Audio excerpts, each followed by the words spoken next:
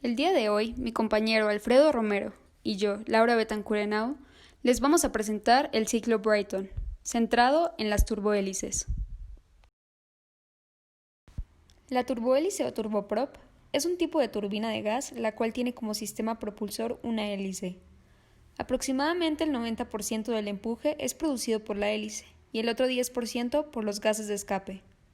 Estos están diseñados para acelerar una gran masa de flujo de aire a baja velocidad, por lo que tienen un alto rendimiento de combustible. Este tipo de motores son más eficientes a alturas bajas y medias, y son más robustos u obtienen más potencia en la fase de despegue. Por estos factores, son utilizados principalmente para transporte militar y transporte civil a escala regional.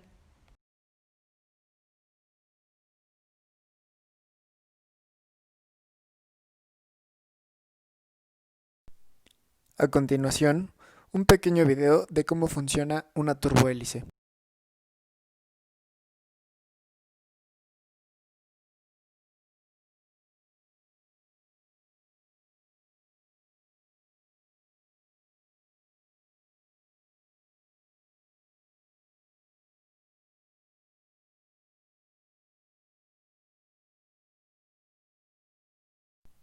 En este video podemos observar cómo el aire del exterior entra en el motor y pasa por una serie de etapas de compresión, donde el aire va adquiriendo presión.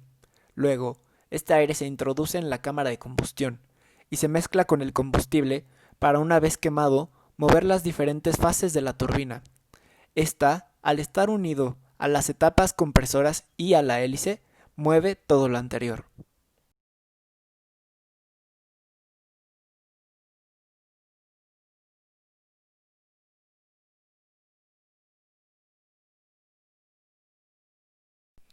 El ciclo Brayton representa el modelo básico de la planta de potencia de una turbina de gas. Está formado por tres componentes principales: compresor, cámara de combustión y turbina. El funcionamiento de esta se basa en la admisión de aire, punto 1, que es comprimido a elevados valores de presión, punto 2. Posteriormente, este aire comprimido es mezclado con combustible para ser quemado en la cámara de combustión a presión constante, punto 3. Y finalmente, el gas caliente resultante entra en la turbina, punto 4, donde es expandido. Podemos apreciar que los procesos 2.3 y 4.1 son isobáricos. Esto significa que son procesos a presión constante. Por otro lado, se sabe que los procesos 1.2 y 3.4 son adiabáticos, lo que significa que no hay transferencia de calor. En la imagen podemos observar el diagrama Brayton ideal en color negro frente a uno real en color azul.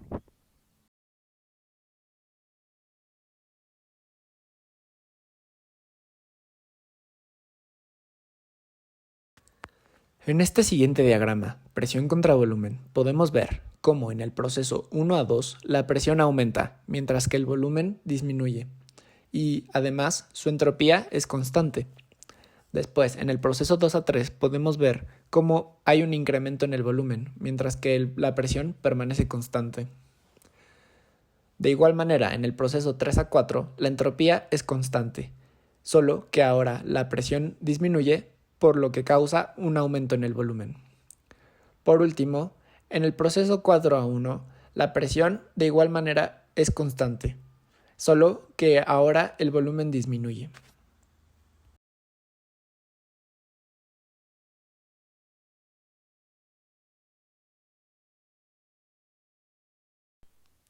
Está regido por la termodinámica, en donde hay que diferenciar entre un sistema abierto y uno cerrado, cuya diferencia es el intercambio de masa con el entorno. En un sistema cerrado no hay intercambio, mientras que en uno abierto sí. Esta diferenciación es importante, pues un ciclo Brayton puede ser abierto o no, lo cual tendría diferencias en el balance de energía.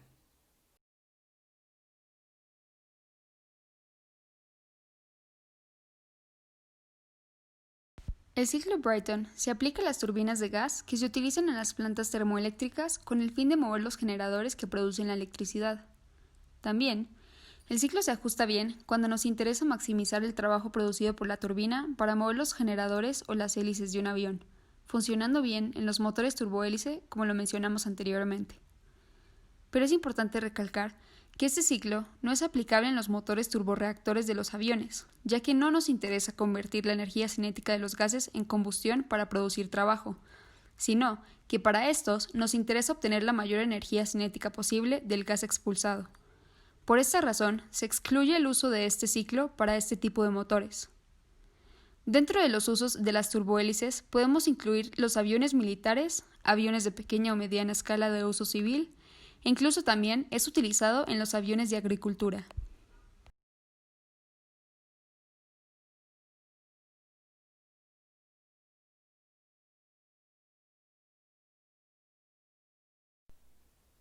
El queroseno es una mezcla de hidrocarburos proveniente de la refinación del petróleo con una volatilidad intermedia entre el diésel y la gasolina, con las siguientes especificaciones.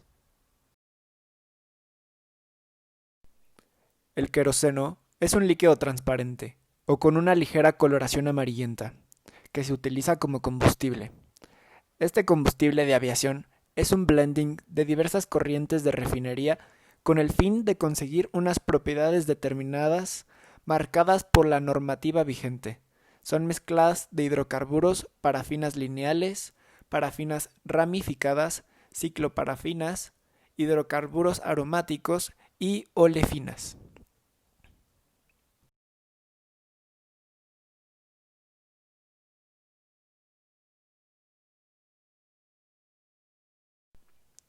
La nafta se le conoce como éter de petróleo y hace referencia a un derivado de petróleo que se obtiene por la destilación directa y tiene las siguientes especificaciones. Como todo producto derivado del petróleo, es una mezcla de hidrocarburos, en las cuales las propiedades de octanaje y volatilidad proporcionan al motor un arranque fácil, una potencia máxima durante la aceleración, la no dilución del aceite y un funcionamiento normal bajo las condiciones de operación del motor.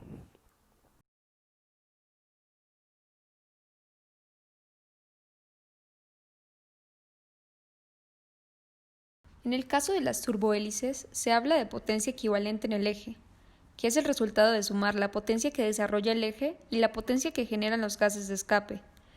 La potencia en el eje se mide en caballos de fuerza sobre el eje o turbocaballos, unidades SHP por sus siglas en inglés. Por otro lado, la potencia de un motor turbohélice puede variar dependiendo del uso requerido. En otras palabras, qué tan robusto o cuánta potencia necesitas que te entregue para cierta labor en específico.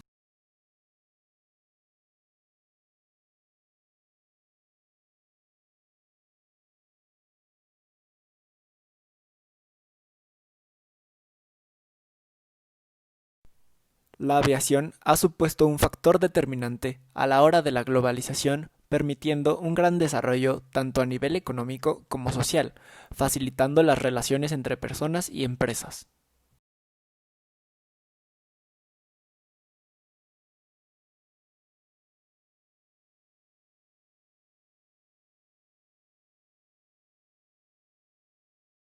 A continuación, veremos algunos ejemplos de turbohélices y sus aplicaciones.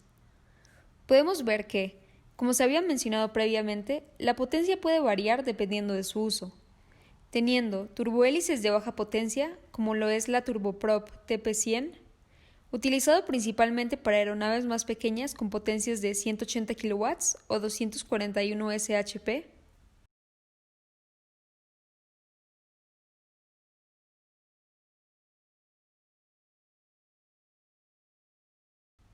Y por otro lado, turbohélices de alta potencia como la NK12, utilizado principalmente para transporte aéreo militar con una potencia de 11.180 kW o 15.000 shp.